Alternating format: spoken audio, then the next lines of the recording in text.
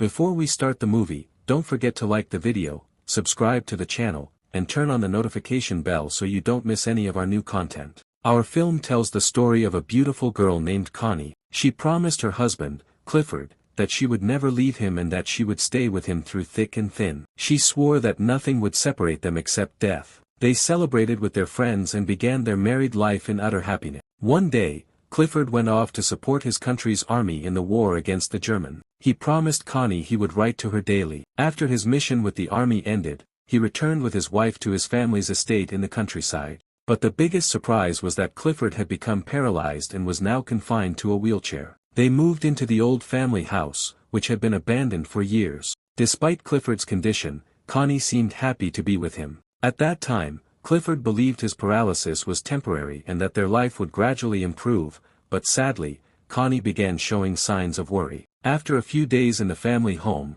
Clifford began hiring people to protect the estate, one of whom was a former army officer named Mellors. At the same time, Connie started hiring women to work around the house. Soon, they had a full staff helping to restore the mansion and serve the family. As time passed, Connie felt that their marriage had become deeply unhappy, especially because Clifford could no longer fulfill his marital duties or have children due to his condition. She tried to keep him busy writing a novel so he wouldn't get bored or depressed, but over time, she started feeling trapped inside the mansion. The only way she could escape her emotional state was by walking through the beautiful countryside. She also began asking Clifford to let her go back to London for a few days to visit her friends, as life in the countryside had become dull and gloomy. Clifford tried hard to change her mind and keep her with him. One day, Clifford decided to break the routine and went out for a walk with Connie. She was pushing his wheelchair, but it was a difficult task, until Mellors, the man Clifford had hired, showed up and helped her push the chair. Eventually, they reached a peaceful spot and began speaking openly about their increasingly strange life. But then Clifford said something that deeply shocked Connie. He asked her to try to have a child through illegitimate means so he could have an heir to inherit his estate, especially since he could no longer father children. Connie listened in disbelief as he insisted that it all be kept secret because he came from a wealthy and prestigious family. Unfortunately, Connie began to surrender to Clifford's idea, especially since having a child would improve her life and ensure someone would inherit the family wealth. A few days later, Clifford hosted a party for noble guests. Connie stood with one of them, and Clifford suggested that the man would be a good choice to father her child. But Connie began to come to her senses and showed no interest in her husband's proposal. At that point, Clifford started ignoring her again and buried himself in the newspaper, as if to reaffirm his demand that she obey him. This drove Connie to retreat to her room in tears, smashing pictures of Clifford and his family. Suddenly, one of her closest friends, Hilda, arrived from London for a visit. Hilda was shocked to find Connie crying and falling apart. Connie hid the real reason and told her she simply felt uncomfortable in the house. Hilda immediately went to Clifford and scolded him harshly, forcing him to hire someone to personally care for him and help him overcome his disability. Within hours, the woman who had once been Clifford's nanny was hired to take care of him again. Soon after, Clifford asked Connie to visit the forest, specifically the gamekeeper Mellors' cabin, to check on the farm's progress. This was Connie's first visit to Mellors, who welcomed her warmly to his modest cabin. After checking on things, he gave her a bouquet of flowers. Connie returned to the village holding the flowers and ran into a local woman named Renee, who told her that Mellors was a lonely, divorced man abandoned by his wife during the war. Unfortunately, Connie started returning to Mellors' cabin more frequently, and their conversations grew more personal while Clifford remained oblivious and unconcerned about her. As her visits continued, the situation escalated, and she began having an affair with Mellors, visiting him almost daily. One day, Connie visited her village friend Renee, who was carrying her adorable little daughter. Connie wished she had a child like that. Suddenly, Mellors walked in, making Connie visibly uncomfortable. When her friend left them alone,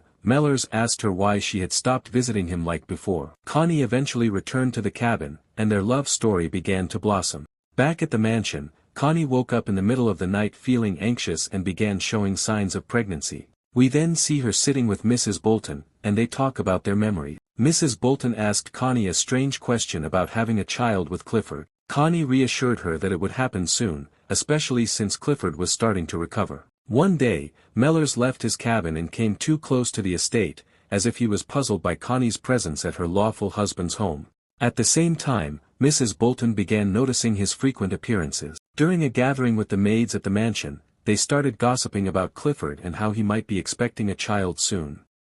Rumors spread throughout the entire estate until one of Clifford's staff told him. Clifford appeared delighted, believing he would finally have an heir. Clifford confronted Connie about the rumors and spoke to her about executing their plan, but Connie refused to tell him anything, despite his insistence on knowing what was happening according to the secret arrangement. Later, Connie went to Mellors and told him she would be traveling for a few weeks to visit him. But the surprise was that she told him she was pregnant and had already informed her husband, Clifford. At that moment, Mellors was shocked.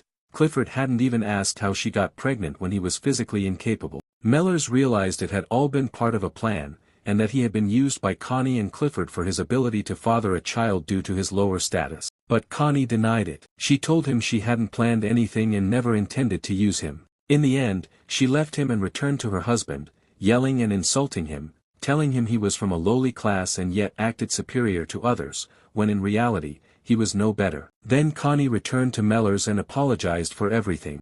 She told him she never used him and confessed her love for him. She said she wanted to spend her life with him, even if it meant living in his modest cabin. They went out together into the rain, and when Clifford became worried about her during the storm, he sent Mrs. Bolton to look for her. She eventually found Connie with Mellors. When Connie returned, she had an argument with Clifford for sending the maid after her. Clifford was afraid the baby she was carrying was Mellors, a poor man from a lower class. Finally, Connie's friend arrived at the mansion and was shocked by her love for a poor man like Mellors. But the bigger shock came when Connie insisted on saying goodbye to Mellors before leaving for London, while her husband believed she had already departed. The next morning, Hilda came and picked up Connie, and they traveled together to London. Soon after, rumors began to spread in the village about Lady Clifford's secret affair with the poor gamekeeper, Mellors. Clifford eventually summoned Mellors and accused him of immorality, simply because he was poor and not of noble blood. Mellors was fired from his job as gamekeeper,